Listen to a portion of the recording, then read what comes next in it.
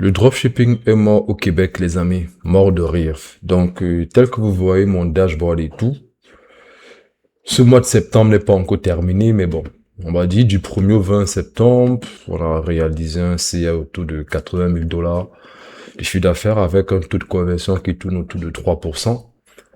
On va aussi faire le constat qu'aujourd'hui, où est-ce que nous sommes rendus? Nous sommes rendus autour de 750 dollars. On a eu des petits soucis avec notre compte publicitaire, donc les publicités sont parties un petit peu tardivement durant la journée. Mais bon, je pense que durant cette journée, on va laisser Meta décider. Est-ce qu'on va terminer à 1500 à 2K D? Et on va regarder un peu du côté analytique. Qu'en est-il? Du côté analytique, qu'en est-il et tout? Donc, vous voyez le panier moins autour de 58, 59 dollars. Comme vous le savez très bien, notre source principale de trafic reste toujours Facebook. On va regarder aussi un peu, c'est une boutique qui a été lancée, ça fait déjà plus d'un mois. On va regarder depuis le mois de août jusqu'aujourd'hui, le 1er août jusqu'au 20 septembre. On a généré un CA pardon de 170K. C'est pas mal, surtout que c'est une boutique qui n'a pas été lancée. Ça fait très longtemps.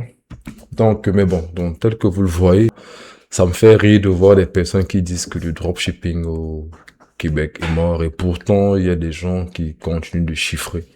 D'ailleurs, j'ai préparé un petit document pour vous que je vais partager avec vous. Ce sont des informations de qualité, surtout que le Q4 va débuter dans quasiment 2 semaines, donc pourquoi pas.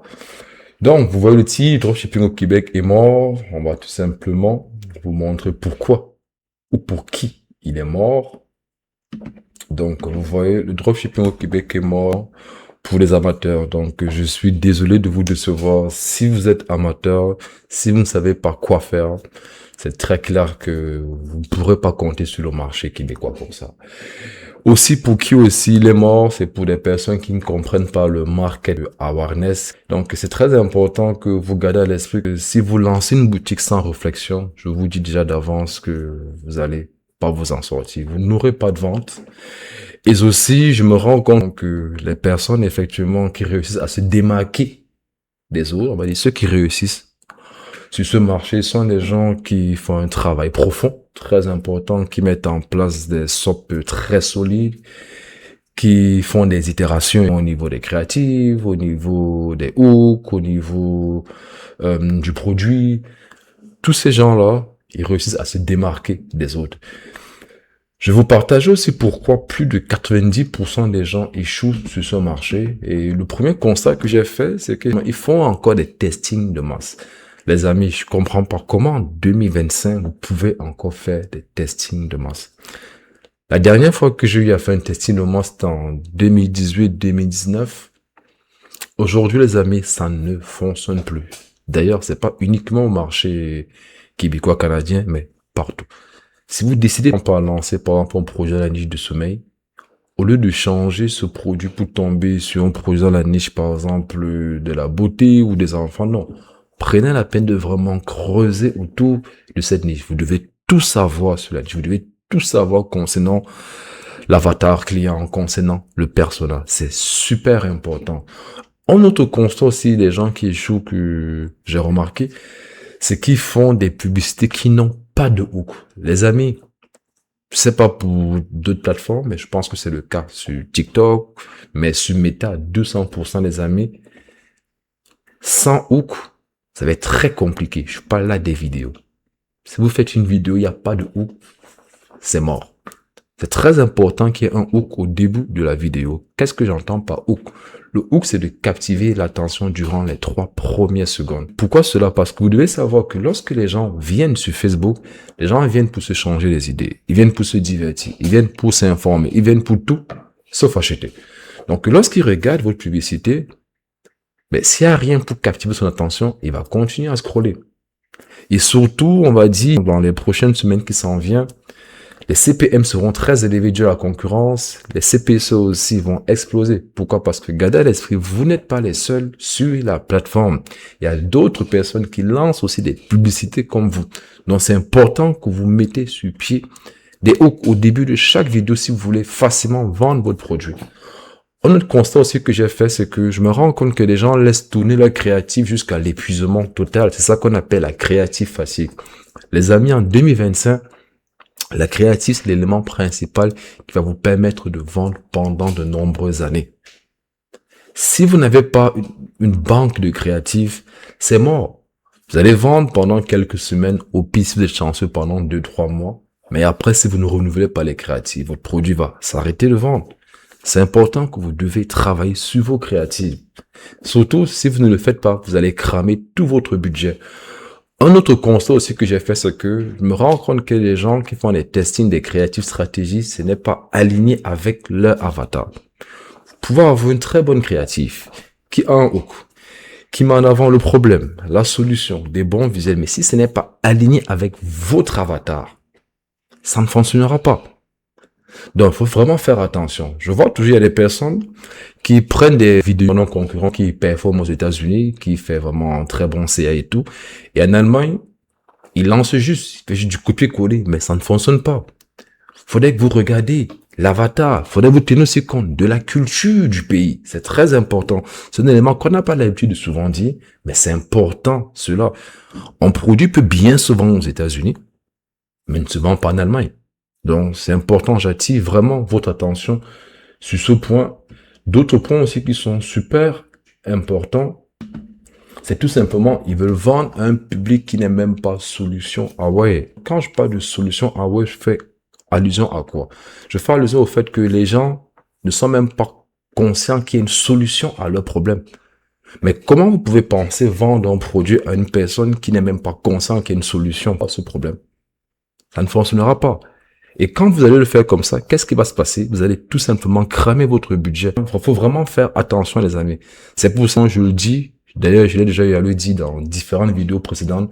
Le plus important, ce n'est pas votre produit, mais c'est votre client.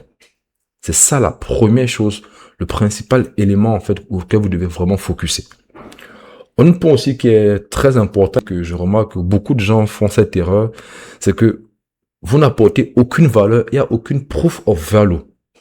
Les amis, si le client, lorsqu'il tombe sur votre créatif, ou il tombe sur votre boutique, il n'y a pas de proof de valeur, il n'y a rien de concret qui montre que ça se différencie d'autres personnes, ben le client n'a aucun intérêt à cliquer sur votre vidéo. Il va juste continuer à faire ce qu'il a fait et avancer.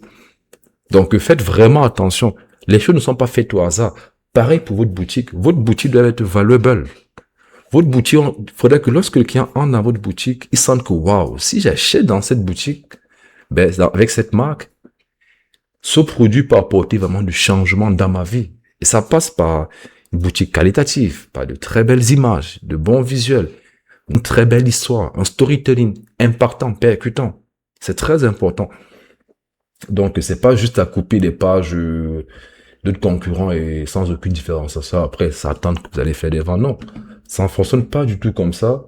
Maintenant, concernant le marché québécois, vous devez comprendre que le marché québécois, bien qu'il soit petit, je pense qu'au Québec, on parle de 8 millions d'habitants. En termes d'exigence, ces standards sont aussi élevés qu'un marché allemand ou français ou suisse.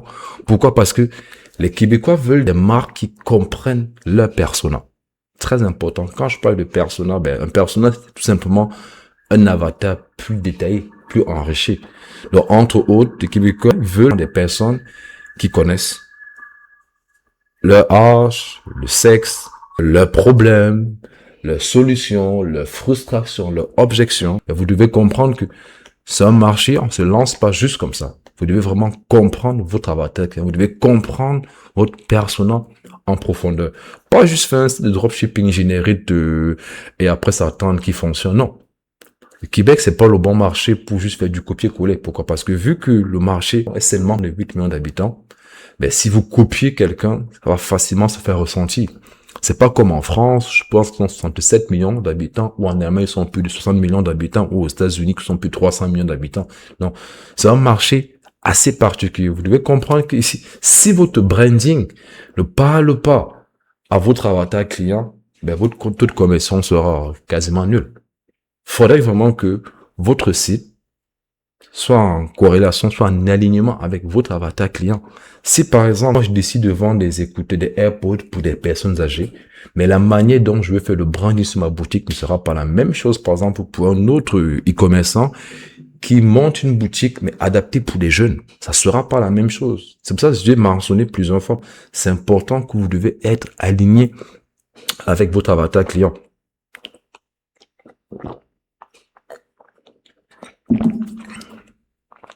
Donc, après tous ces points que je viens de mentionner en haut, vous comprenez qu'il y a quelque chose à faire au Québec. Cependant, vous devez garder à l'esprit que si vous faites uniquement du copier-coller produit chinois, c'est clair que ça ne fonctionnera pas. Cependant, si vous décidez de construire, de mettre sur pied un système de sorte à chaque étape, vraiment mettre des process clairs au niveau de la publicité, au niveau du service client, au niveau de la gestion des commandes, au niveau des créatifs, au niveau de la façon même de faire votre recherche de la concurrence, de contenu, ça va fonctionner. Je vous garantis à 100%. Si vous prenez la peine de faire des itérations constantes au niveau de vos hooks, au niveau des créatifs, au niveau des offres, c'est comme ça que vous allez vous démarquer de la concurrence. Très important.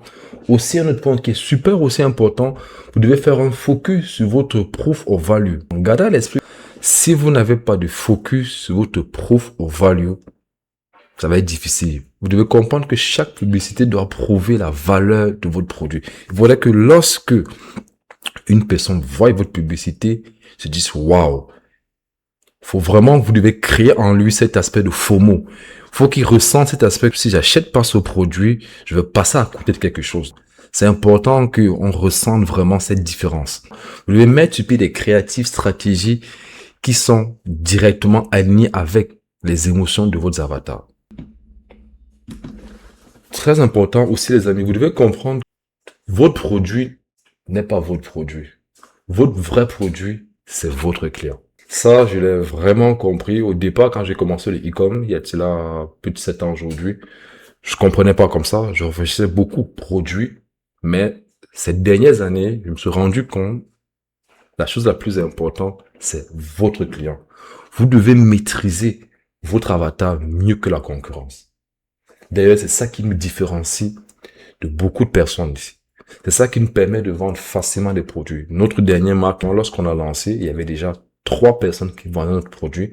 Mais je vous le garantis, je suis à 200%. Ce qui a fait la différence avec eux, c'est qu'on a tellement fouillé en profondeur notre avatar, notre persona, c'était impossible qu'on ne s'en sorte pas. Parce qu'on a vu des failles, on a vu des choses qu'effectivement nos concurrents n'ont pas pu déceler chez notre avatar. Donc, c'est très important. Comme je l'ai mentionné ici, connaître votre avatar mieux que ta concurrence, c'est votre âme secrète. Je vais matérialiser quelques exemples pour vous afin que vous compreniez mieux mes propos. Par exemple, un chauffement en hiver, vous devez comprendre, c'est pas juste un gadget. Mais pour votre avatar, c'est la sérénité d'une maman qui veut protéger son enfant. Pour le cas d'une chaise ergonomique, c'est pas juste une chaise qui est faite en bois. Mais pour votre avatar, ça l'évite d'avoir des douleurs et surtout de garder son énergie. Pareil pour une lampe de luminothérapie. C'est pas juste une lumière bleue ou violette ordinaire, non. Mais ça permet d'avoir un étudiant, ça permet à votre avatar, entre autres qui est l'étudiant, de retrouver sa motivation. Vous devez comprendre que quand vous comprenez votre marché, qu'il soit problème aware, qu'il soit conscient de son problème, solution aware, qu'il soit conscient de la solution, ou market aware, un marché conscient, vous allez facilement adapter votre message et par conséquent, vous allez vous en sortir.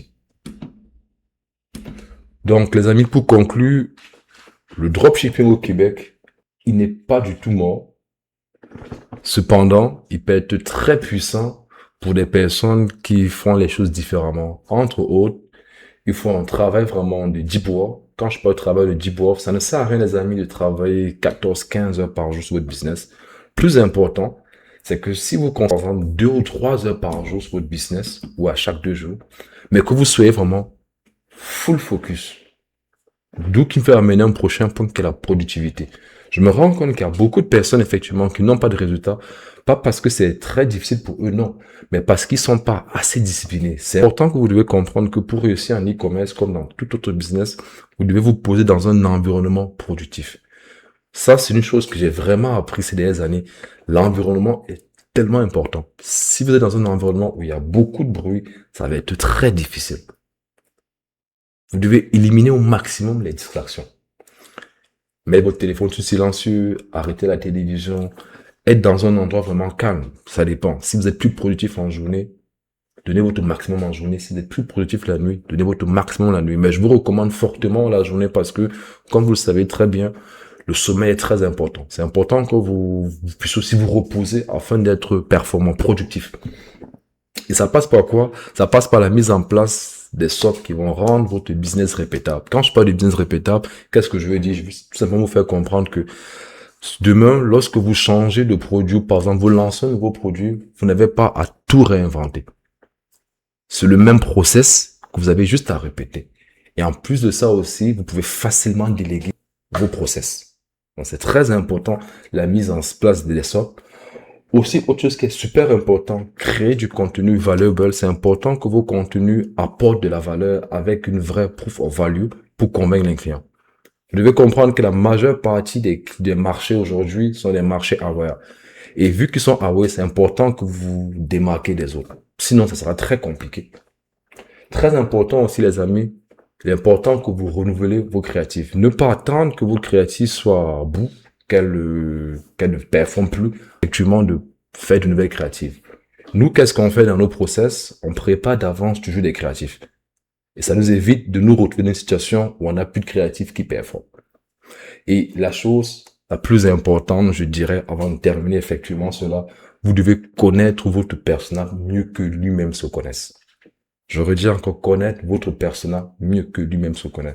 Vous savez, j'ai vu aux États-Unis, il y a des personnes actuellement qui vendent des produits à des personnes qui savaient pas qu'ils avaient besoin de ce produit.